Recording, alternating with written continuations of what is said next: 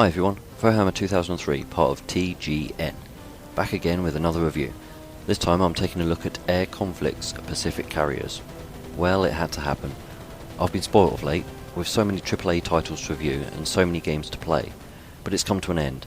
A grisly, unsatisfying, ugly end. Not my reviews, just my streak of awesomeness to play.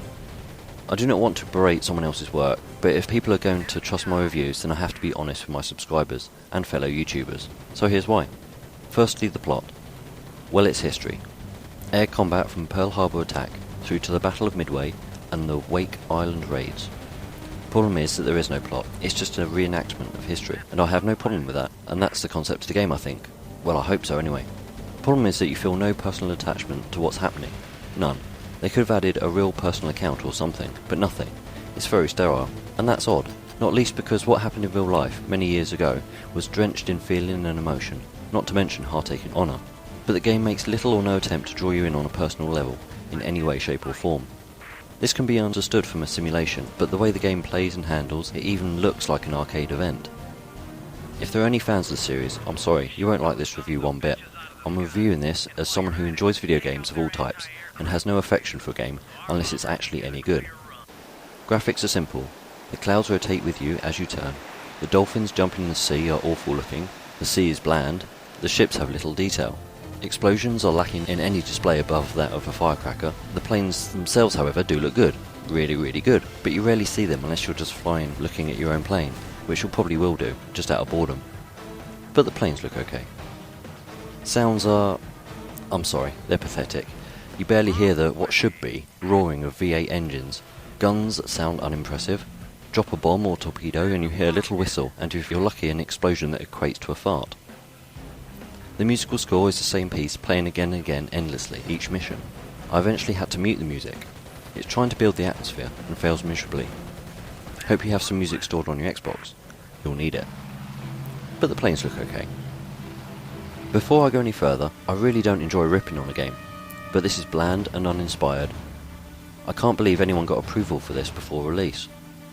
I want the game to be great. I love flight games, they have the potential to be amazing. This, however, has the potential to be on the pre-owned rack in a month's time for less than a $5 or $10. But the planes look okay.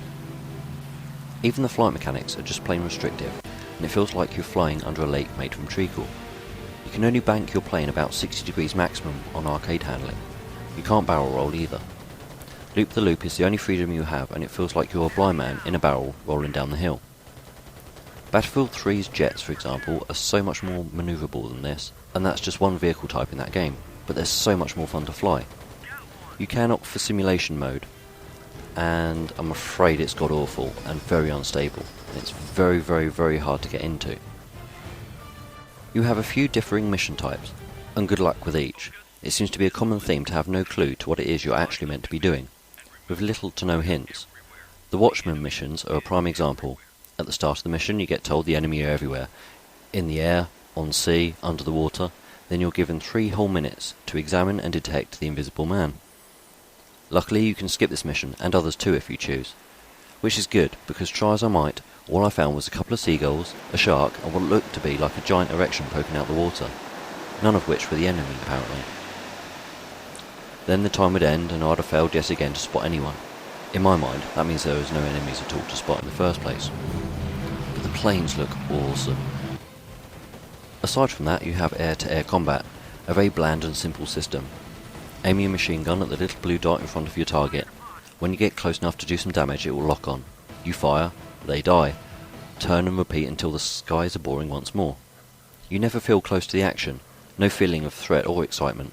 I was so disappointed. Bombing runs are awkward and finicky. Get your line right, fly low, fly high, it doesn't seem to make any difference. Drop a bomb, hear the whistle, hear the poof, then wait for your wingmen to either say you missed the target, or it was hit. Sometimes they say nothing. You get no viewing enjoyment here, then you turn around and go again, and again, and again. But the planes look okay. You can swap planes when you run out of ammo, or if you die you will swap automatically. It's a dumb system and just disengages you from the game further, as you have no alliance or care for the safety of your plane, or the pilot to be honest. You can rank your pilots up in a way. giving them unique abilities. Nothing of any merit though. I believe it's a system to make you want to keep you from losing your pilots. Unfortunately, it just doesn't work. If you're like me and just, you won't care about your pilot, whatever their name, be it Bob or Agnes, whoever, as they just get replaced with noobs anyway, which all seems to be the same. There's just no reason not to let your pilots die. But the planes, do you know what? They ain't that great looking. I'm left dumbfounded as to who it is the target audience is on this game. It's a true reenactment of sorts, but few gamers are personally attached to the Second World War to want the essence of reenactment all by itself. And the mechanics and variation are so awful that both arcade and flight sim fans will most likely be left feeling cheated. So who's left? That's my real problem with this game. It feels like a cheap Christmas cash-in, to be honest, with little work on any aspect of the game. Perhaps it's better on PC. At least, I hope so. Avoid like a torpedo to the starboard bow.